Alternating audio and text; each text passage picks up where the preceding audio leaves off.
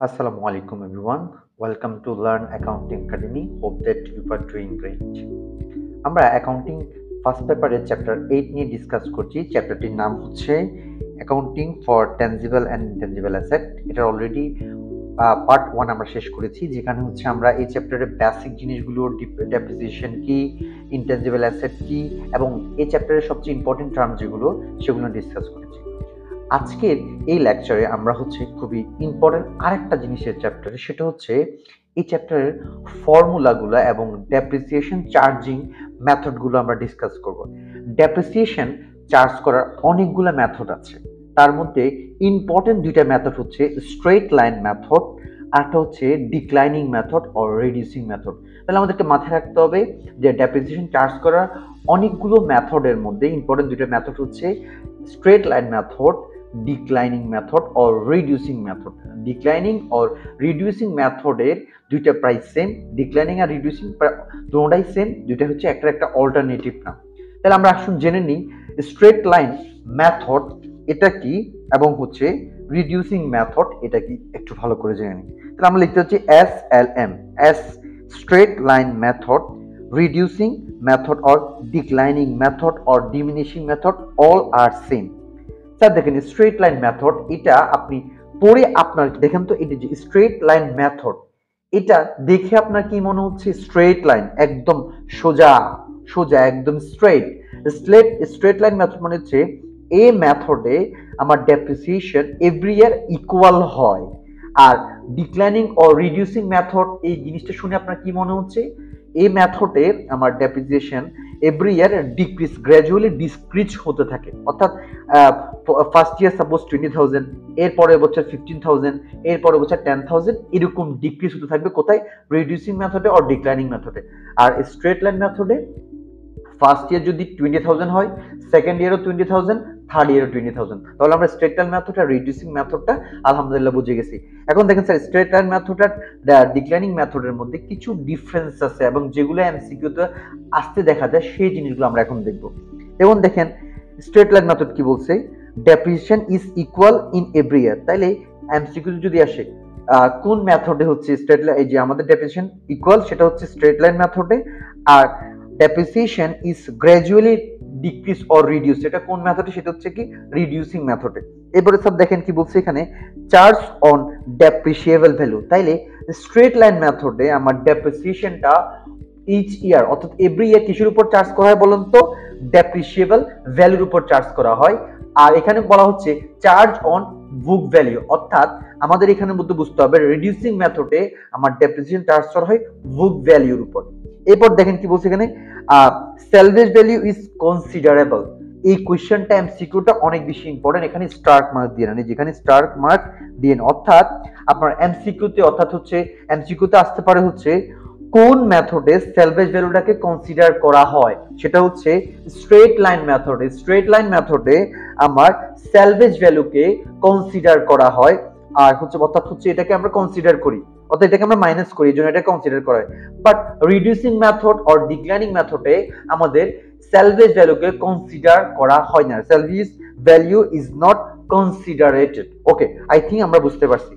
মনে রাখবেন এই চ্যাপ্টারের ইম্পর্টেন্ট যে পোর্শনটা সেটা হচ্ছে ফর্মুলা। আমরা এখন ফর্মুলা দেখব, স্ট্রেট লাইন মেথডে ফর্মুলাগুলো কেমন এবং রিডিউসিং অর ডিক্লাইনিং মেথডে ফর্মুলা কেমন। এখানে 4-5টার মতো ফর্মুলা আছে, এগুলো আমাদের যদি আমরা মেমোরাইজ করতে পারি আমাদের জন্য কাজে আসবে। আর এগুলো আপনারা হচ্ছে সবগুলো মেমোরিতে একদম ভালো করে গেঁথে ফেলবেন, কেমন? আচ্ছা, ফার্স্টে আমরা দেখতে পাচ্ছি এখানে কি বলছে দেখেন তো স্যার, এই যে এখানে লেখা আছে স্ট্রেট লাইন মেথড, এখানে লেখা আছে রিডিউসিং মেথড।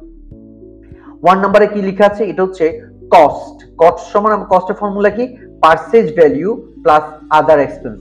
আমরা যারা হচ্ছে ফার্স্ট লেকচারটা যেটা আমরা দেখি নাই, ওখানে আমি আমরা এক্সপ্লেন করেছি আদার এক্সপেন্স কোনগুলো। আমি তারপর একটু দেখাচ্ছি। স্যার একটা অ্যাসেট হচ্ছে গেইন করতে আমাদের অনেকগুলো হচ্ছে কি থাকতে পারে, আমাদের কস্ট থাকতে পারে, যেমন হচ্ছে শিপ রেন্ট, তারপর হচ্ছে ওয়েজেস, তারপর হচ্ছে import duty, bad, book value, সবগুলোকে অ্যাড করলে আমরা কি পাই বলুন তো? আদার এক্সপেন্স পাই। তাহলে আমরা পারচেজ ভ্যালুর সঙ্গে আদার এক্সপেন্স অ্যাড করে আমরা আমাদের মেশিনের প্রাইসটা, কস্টটা ডিটারমাইন করব। আর এই ফর্মুলাটা স্ট্রেট লাইন মেথডে যেমন, রিডিউসিং মেথডে সেম আমি লিখে রাখলাম, পার্সেন্ট ভ্যালুর সঙ্গে আদার এক্সপেন্স অ্যাড করলে কস্ট পাওয়া যায়। এই ফর্মুলাটা এখানে যেমন এখানেও সেম। এরপরে স্যার খেয়াল করেন এখানের মধ্যে কি বলছে, 2 নাম্বার ফর্মুলা হচ্ছে ডেপ্রিসিয়েশন রেট। ডেপ্রিসিয়েশন রেট আমরা কি দেখতে পাচ্ছি 2 নম্বরে ডেপ্রিসিয়েশন রেট। ডেপ্রিসিয়েশন রেটে স্ট্রেট লাইন মেথডে হচ্ছে 100 ডিভাইডেড বাই 10। তাহলে স্ট্রেট লাইন মেথডের ডেপ্রিসিয়েশন কিভাবে বের করা হয়, 100 ডিভাইডেড বাই n। n মানে হচ্ছে নাম্বার অফ ইয়ার্স। n মানে কি বলুন তো, n মানে হচ্ছে নাম্বার অফ ইয়ার্স। আর রিডিউসিং মেথডে আমার ডেপ্রিসিয়েশন রেট হচ্ছে 200 ডিভাইড বাই n। এটা মাথায় রাখতে হবে। স্ট্রেট লাইন মেথডে ডেপ্রিসিয়েশন রেট কিভাবে বের করতে হয়, 100 কে n দিয়ে অর্থাৎ নাম্বার অফ ইয়ার্স দিয়ে ডিভাইড করতে হয়। আর ডেপ্রিসিয়েশন রিডিউসিং মেথডে ডেপ্রিসিয়েশন রেট বের করতে হয় 200 divided by n। Hope that clear. এরপরে স্যার দেখেন ডেপ্রিসিয়েবল ভ্যালু খুবই ইম্পর্টেন্ট। স্ট্রেট লাইন মেথডে ডেপ্রিসিয়েবল ভ্যালু ফর্মুলা প্রয়োজন হয়, বাট রিডিউসিং মেথডে ডেপ্রিসিয়েবল ভ্যালু কোনো প্রয়োজন হয়, এটা নো লিখলাম, দেখেন কোনো দরকার না। তাহলে এখানে ডেপ্রিসিয়েশন ভ্যালু কি, ডেপ্রিসিয়েবল স্যার দেখেন একটা হচ্ছে ডেপ্রিসিয়েশন রেট, একটা ডেপ্রিসিয়েবল ভ্যালু, একটা হচ্ছে depreciation. Only depreciation rate, depreciable value, এই বিষয়গুলোতে আমাদের সবচেয়ে বেশি মাথায় রাখতে হবে। ডেপ্রিসিয়েবল ভ্যালু কিভাবে বের করতে হয়, সেটা হচ্ছে purchase value minus salvage value. Purchase value minus সেলভেজ, অর্থাৎ আমার এখানে যে পারচেজ ভ্যালু যেটা আমরা এই যে ফর্মুলা 1 এ আমরা বের করছি, সেখান থেকে সেলভেজ ভ্যালু অর্থাৎ যেটা আমরা কোশ্চেনে গিভেন থাকবে সেটা মাইনাস করলে ডেপ্রিসিয়েবল ভ্যালু পাওয়া যাবে। আর এই যে ডেপ্রিসিয়েবল ভ্যালু এটা হচ্ছে আমাদের এখানে রিডিউসিং মেথডে প্রয়োজন নাই। এবারে স্যার দেখেন আমরা দেখতে পাচ্ছি কি অনলি ডেপ্রিসিয়েশন। স্ট্রেট লাইন মেথডে ডেপ্রিসিয়েশন বের করতে হয়। এর ডেপ্রিসিয়েশনের আরেকটা নাম হচ্ছে অ্যানুয়াল ডেপ্রিসিয়েশন।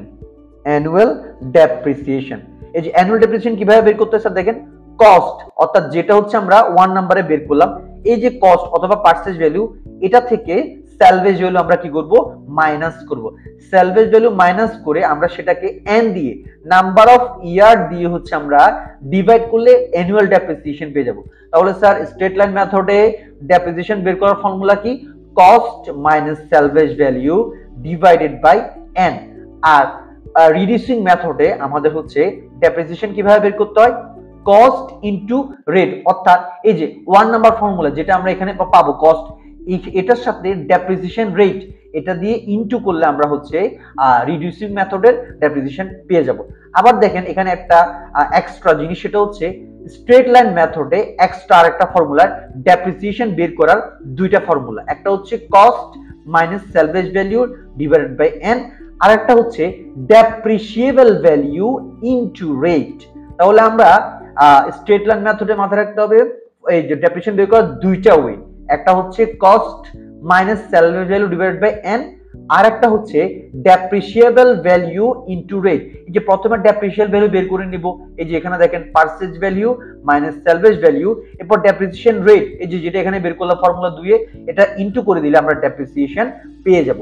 মাথায় রাখবেন এই যে ফর্মুলাগুলো, এগুলো আমাদের সবাইকে খুব ভালো করে হচ্ছে কি করতে হবে, মেমোরিতে সেভ করতে হবে। তাহলে আমরা এই ফর্মুলাগুলো ছাড়া এখানে কোনো প্রকার কোনো টাইপের ম্যাথ করা পসিবল না।